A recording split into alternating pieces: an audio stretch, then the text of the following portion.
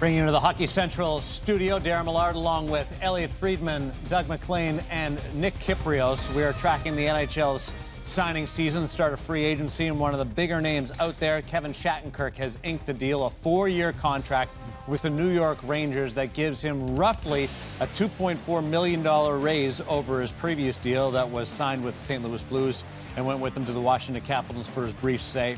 It's a 4-year, $6.65 per year for the defenseman with the New York Rangers.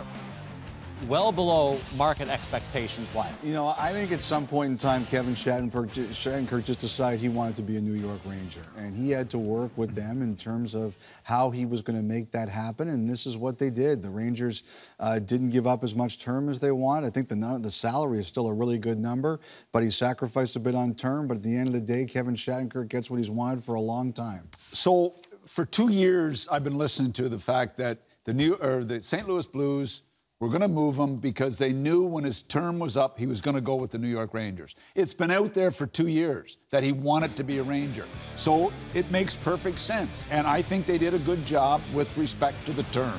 A 4-year deal for Shattenkirk, because he wanted to play there, is a good deal for the Rangers. And how badly he wanted to be there, because he turned down 6 years.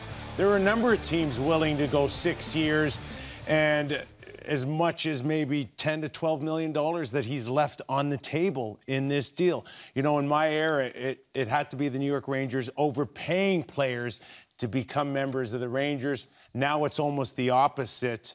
They get them for less because they want to be Rangers that badly. Shattenkirk left money on the table to get this deal done. Okay, 6.65 is the AAV per year. What do you think he left on the table per year when you talk about $10 million? That's over the term of the deal, or is another 2 years, Darren, and probably anywhere between $10 and $12 million. That's what he left on the table. But per year, he's a reasonable deal at 6.6. Was he getting any more? Do you not think he was looking at 7.5 and 8? I didn't think he was ever going there. No. I thought 6.6 to between 6.9. 6.5 and 6.8. Yeah. So it's not that much of a discount then. Except for the term. The 2 years that he leaves, the guaranteed 2 years 27 years old. So but he doesn't have to retire at 32. He can gain those 2 years at 32. Radim Vrbata. Radim Vrbata has signed with the Florida Panthers. It's a $2.5 million base and another $1.25 million potential bonuses. That includes 10, 15, 20 goals, 45 points, and if they make the playoffs, he gets another $250,000. So up to $3.75 million for Vrbata with the Panthers. So instead of a bidding war for a couple of these players, we're seeing players zone in on a team and take that contract. Restraint is something that on this day, and you guys said no, they didn't see Shattenkirk in that upwards of 7 range, but when teams start bidding against each other, maybe it does.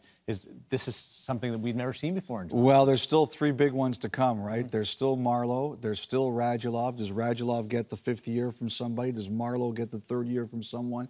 And there's still Thornton. And, you know, Thornton might take a little longer than the other 2, but I think we'll really get an idea. There was definitely restraint by the Rangers, no question. They waited till Shattenkirk came to them. But let's see what happens with the other 3 guys. What's causing that? What's causing this cap's tighter. soft market? Well, yeah, I think the cap is without a doubt tighter. And you know what, but I look and I see Vrbata going to the Florida Panthers. I look where the Florida Panthers were a year and a half ago. Looked like they were challenging, going to be a tough. And then Vrbata is brought in. I don't get it. They seem to be all over the map here. I mean, I'm excited about one thing the rest of the day. I want to see where Duchesne ends up. That's really what I'm anxious to see. Go listen to me. Does he go to Columbus? Does he go to Pittsburgh? Does he go to Boston? That's what I'm looking for. And again, we're only speaking of today that he may have lost between $10 and $12 million by not asking for the next for 2 more years. Let's not forget that he also turned down $42 million by the Tampa Bay Lightning. So that's a significant amount of money. That showed you how badly he wanted to be a New York Ranger and what it means to him. Yep. So part of it is your one opportunity to cash in salary-wise, but the other one is make a dream happen, and that appears to be the angle that Kevin Shattenkirk followed.